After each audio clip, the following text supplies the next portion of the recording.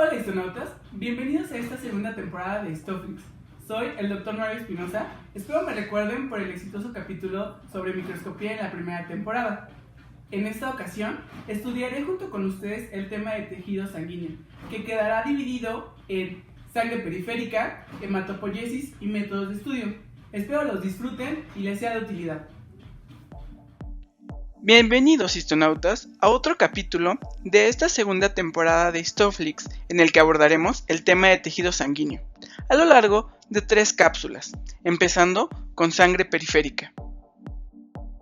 Por lo que iniciaremos definiendo qué es la sangre.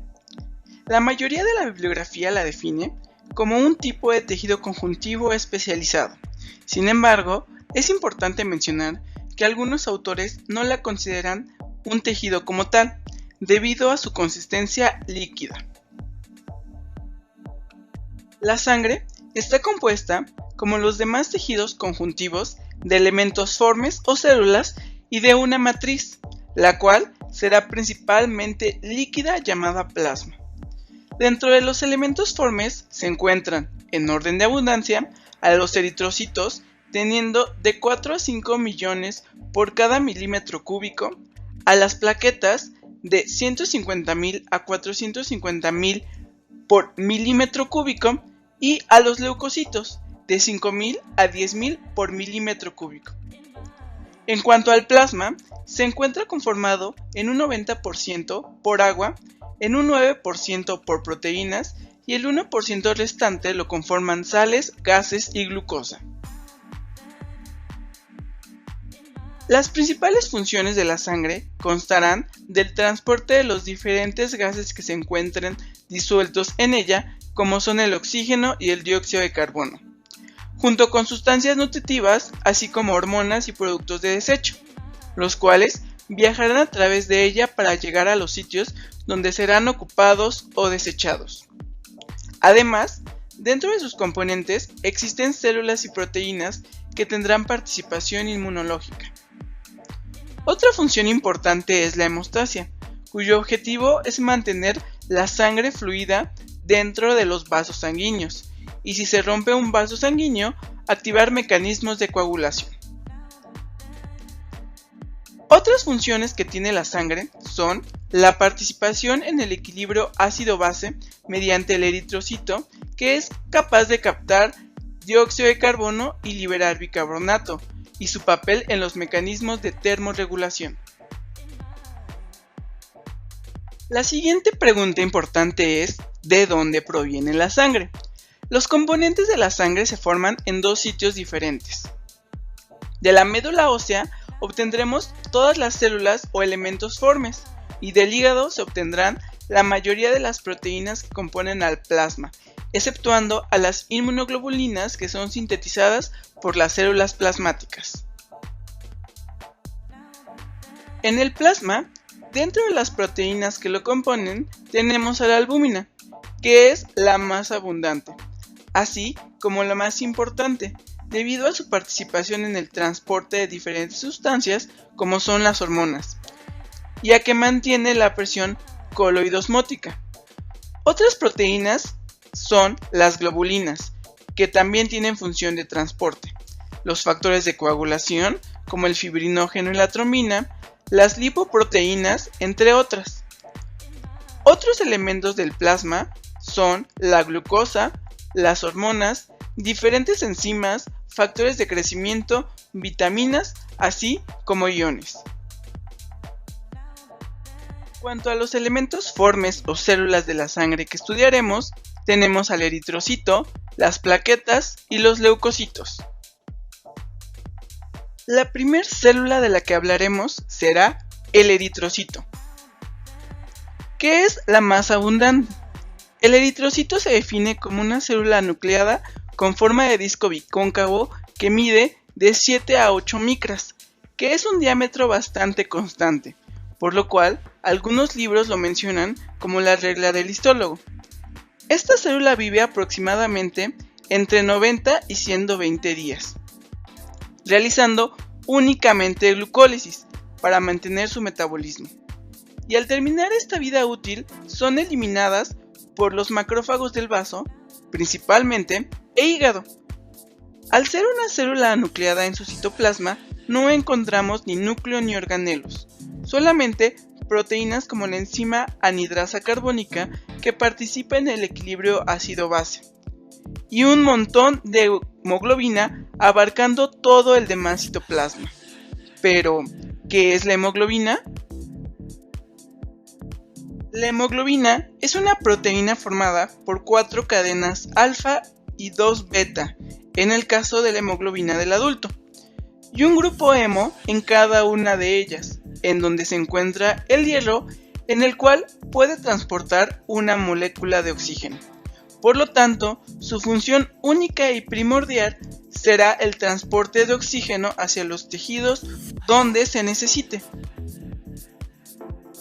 Para poder llevar el oxígeno cargado en la hemoglobina, el eritrocito necesita tener una alta flexibilidad para llegar a los lugares más recónditos del cuerpo humano. Por lo tanto, es muy importante que su membrana tenga una estrecha comunicación con el citoesqueleto, para poder así modificar su forma. Para ello, en la membrana encontramos diferentes proteínas, tanto integrales como periféricas, que forman una red y ayudarán al anclaje entre la membrana y los microfilamentos.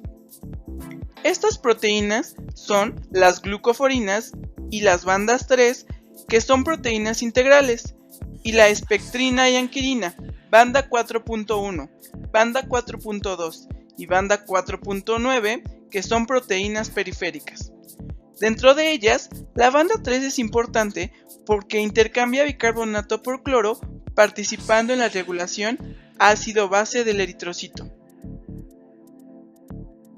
Otro elemento importante a estudiar del eritrocito es su glucocálix, en donde podemos encontrar antígenos de tipo carbohidrato, que nos ayuden a identificar el tipo sanguíneo dentro del sistema ABO. Si en el eritrocito encontramos antígenos de tipo A, serán del grupo sanguíneo A. Si poseen del tipo B, serán del grupo sanguíneo B. Si poseen ambos antígenos A y B, serán grupo sanguíneo AB. O si no poseen alguno de los antígenos, serán grupo O o grupo 0. Esto es importante para poder realizar transfusiones sanguíneas. La siguiente célula, o bueno, no por todos los autores catalogada como célula, que abordaremos, son las plaquetas, que en la bibliografía se define como fragmentos celulares no nucleados provenientes del citoplasma del megacariocito. Tienen un tamaño de 2 a 4 micrómetros de diámetro, con una vida media de 7 a 14 días. Su función principal es la hemostasia, y al ser activas, forman el coágulo primario o blanco. En el microscopio de campo claro, dentro de su citoplasma podemos encontrar dos zonas. La primera, que conocemos como granulómero, donde encontramos elementos basófilos, y la segunda, el hialómero, la cual se observa de un tono acidófilo. Sin embargo, en estudios más avanzados, mediante microscopía electrónica de transmisión, se describen 4 zonas dentro de la plaqueta. La primera, la zona periférica, que consta de la membrana y el glucocálix, en la cual encontramos a las glucoproteínas de adhesión y de agregación, que en estado de reposo no se encuentran expuestas y al activarse son expuestas para iniciar la formación del coágulo. La segunda zona es la zona estructural, en la cual encontramos un anillo de microtúbulos junto con filamentos de actina y miosina. La tercera será la zona de organelos, en la cual podemos encontrar mitocondrias, peroxisomas y ribosomas, además de encontrar los gránulos, que serán vesículas de almacenamiento, dentro de los cuales podemos distinguir 3. Los gránulos alfa, que tienen factores de la coagulación y factores de crecimiento. Estos últimos servirán para la activación de fibroblastos, participando en la cicatrización y reparación del vaso sanguíneo junto con el tejido circundante. Los gránulos densos o gránulos delta serán los segundos, que tienen activadores de otras plaquetas como ADP, ATP, serotonina, histamina y calcio. Por último, tenemos a los gránulos lambda, que ustedes conocerán tal vez con el nombre, de lisosomas. Por lo tanto, sabemos que contienen enzimas hidrolíticas. La última será la zona membranosa, que estará compuesta por un sistema canalicular abierto y un sistema tubular denso. El sistema canalicular abierto son invaginaciones de membrana que permiten que la plaqueta degranule de forma más rápida, al tener a la membrana a menor distancia de los gránulos. Y el sistema tubular denso, que es el reservorio principal de calcio en la plaqueta. Ahora veremos al grupo de células llamadas leucocitos, que son células que ejercen su función fuera de los vasos sanguíneos, por lo que viven menos de 48 horas como tal en sangre periférica. Estos se pueden dividir en granulocitos y agranulocitos, dependiendo de si contienen gránulos específicos. Sin embargo, es importante recalcar que todos los leucocitos contienen gránulos inespecíficos o gránulos azurófilos, que no son otra cosa que lisosomas. Dentro de los granulocitos podemos encontrar a los neutrófilos, eosinófilos y basófilos, y dentro de los agranulocitos a los linfocitos y a los monocitos. El primer leucocito del que hablaremos es el neutrófilo, y es también el más abundante. Tiene un diámetro aproximado de 12 a 15 micrómetros y se caracteriza por tener un núcleo multilobulado de 3 a 4 lóbulos, y es por ello que también puede recibir el nombre de polimorfo nuclear. En su citoplasma encontramos gránulos inespecíficos o basurófilos, los cuales, como ya se comentó, son lisosomas, y además contiene gránulos específicos que contienen en su interior lactoferrina, colagenasas y metaloproteasas. Estos gránulos, al no tener un color evidente, se consideran neutros, y es por ello que reciben el nombre de neutrófilos. La función principal del neutrófilo es ser la primera línea de defensa del organismo, participando en la fagocitosis, principalmente en las infecciones bacterianas, así como su papel en la inflamación aguda. En sangre periférica son del 50 al 70% de los leucocitos totales.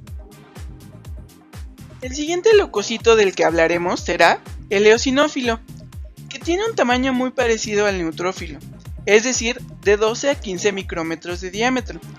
Su núcleo se caracteriza por ser bilobulado, la mayoría de las veces. En su citoplasma podemos encontrar gránulos azurófilos o lisosomas, así como gránulos específicos, los cuales en microscopio de campo claro adquieren una coloración de rosa a rojo debido a su acidofilia, por lo cual reciben el nombre de eosinófilos. Estos gránulos contienen proteína básica mayor, que al ser observada en microscopio electrónico de transmisión, tienen una apariencia de granos de café. Además, encontramos proteína catiónica, neurotoxina derivada de eosinófilos, así como histaminasa. Las funciones del eosinófilo son la defensa en contra de las infecciones por parásitos y su participación en las reacciones alérgicas, al reconocer a la inmunoglobulina E o IgE. En sangre periférica son del 2 al 4% de los leucocitos. Del granulocito que nos falta por hablar es el basófilo, el cual tiene un tamaño aproximado de 12 a 14 micrómetros, por lo que es un poco más pequeño que los otros dos granulocitos. Su núcleo es difícil observarlo en microscopio de campo claro debido a que se encuentra oculto entre sus gránulos específicos. Sin embargo, se describe en microscopía electrónica de transmisión en forma de S. En su citoplasma encontramos gránulos azurófilos o lisosomas, así como gránulos específicos metacromáticos, los cuales tienen en su interior heparina, la cual le otorga a estos gránulos basofilia, que es lo que le da el nombre al granulocito. así como factores quimiotácticos para los neutrófilos e histamina, cuyo efecto es vasodilatación y broncoconstricción.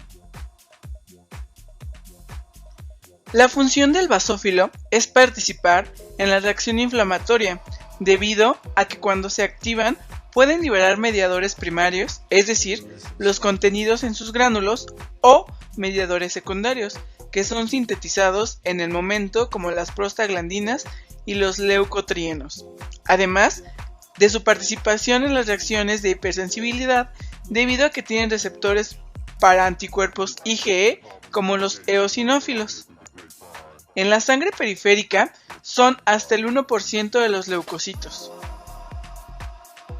Por parte de los agranulocitos, el primero que tenemos es el monocito, que es la célula más grande de los componentes formes de la sangre, teniendo un diámetro de hasta 18 micrómetros, con un núcleo bastante característico, que se describe en forma de riñón, por una escotadura que tiene. Realiza su función al salir de los vasos sanguíneos hacia el tejido conectivo, transformándose a un macrófago, el cual tiene la función de fagocitar, procesar y presentar antígenos a los linfocitos. En sangre periférica son del 3 al 18% de los leucocitos. En esta fotomicrografía de campo claro podemos observar a un monocito con su núcleo característico en forma de riñón, rodeado de múltiples eritrocitos. El último leucocito y agranulocito es el linfocito, que es una célula de aproximadamente entre 8 a 10 micrómetros, con un núcleo redondo, el cual abarca casi en su totalidad a la célula, por lo que en microscopio de campo claro se puede observar con muy escaso citoplasma. Los linfocitos se pueden clasificar en dos principalmente, los linfocitos T y los linfocitos B. Su función es participar en la inmunidad específica, es decir, en la defensa contra un cierto tipo de agente. En sangre periférica son del 20 al 40% de los leucocitos. La clasificación de los linfocitos se llevará mediante marcadores de superficie, por lo tanto, los linfocitos T tendrán el marcador de superficie llamado CD3 y serán responsables de la inmunidad celular. A su vez, los linfocitos T se clasifican por otro marcador de superficie, siendo linfocitos T cooperadores aquellos con CD4 y linfocitos T citotóxicos aquellos con CD8. En cuanto a los linfocitos B, tendrán el marcador de superficie CD19 y CD20. Serán responsables de la inmunidad humoral o mediada por anticuerpos. Estos linfocitos B se pueden diferenciar a células plasmáticas y producir por lo tanto inmunoglobulinas o anticuerpos. Y como sé que después de estos 10 minutos, un poquito más, de cápsula, no se acuerdan ni del título de la misma, pasemos a los histotipos.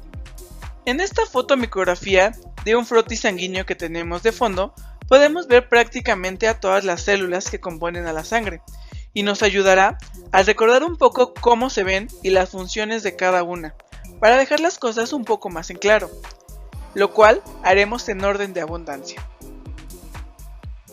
Primero, tenemos al eritrocito, que son células bicóncavas, pequeños sacos de hemoglobina, cuya principal función es transportar oxígeno hacia los tejidos, y morfológicamente los podemos distinguir porque carecen de núcleo y su citoplasma es acidófilo, con un centro pálido. Después, tenemos a las plaquetas, que son fragmentos celulares pequeños cuya principal función es la hemostasia y se distinguen morfológicamente por tener un granulómero en el cual observamos gránulos basófilos. El siguiente grupo de células que componen a la sangre son los granulocitos, de los cuales el más abundante y con el que continuaremos es el neutrófilo, que se caracteriza por tener un núcleo segmentado, con 3 a 4 lóbulos y un citoplasma con gránulos poco evidentes, cuya función es participar en los procesos de inflamación aguda, característicamente en infecciones bacterianas. Después tenemos al eosinófilo, el cual es una célula característicamente con un núcleo bilobulado y un citoplasma lleno de gránulos color rosa a rojo por su acidofilia, que se encuentra presente durante el proceso alérgico y las infecciones parasitarias. El último granulocito y el menos abundante es el basófilo, el cual se caracteriza principalmente por tener un citoplasma lleno de gránulos altamente basófilos, que incluso llegan a ocultar su núcleo segmentado. En el microscopio fotónico de campo claro, su función es promover procesos de inflamación y es responsable de las reacciones alérgicas.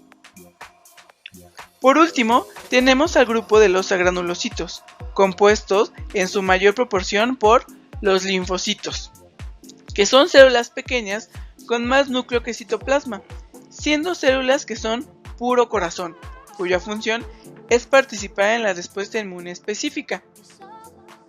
Para finalizar, pero no menos importante, tenemos al monocito, que es la célula más grande con un núcleo arriñonado y su función es migrar hacia tejido conjuntivo y transformarse o activarse hacia un macrófago, que son presentadores de antígenos. Muy bien, histonautas, hasta aquí la primera cápsula de este capítulo de tejido sanguíneo, la cual abarca sangre periférica. Espero que te haya servido y que con ella hayas repasado los puntos claves de este tema. Recuerda que puedes dejarnos en los comentarios cualquier duda o sugerencia, los estaremos leyendo. Por cierto, no olvides seguirnos en nuestra página de internet, nuestra página de Facebook y nuestro perfil de Instagram para seguir en contacto y tengas acceso a los diferentes recursos que el departamento tiene para ti. Por último, recuerda que en la siguiente cápsula abordaremos el tema de médula ósea y hematopoiesis. ¡Hasta luego!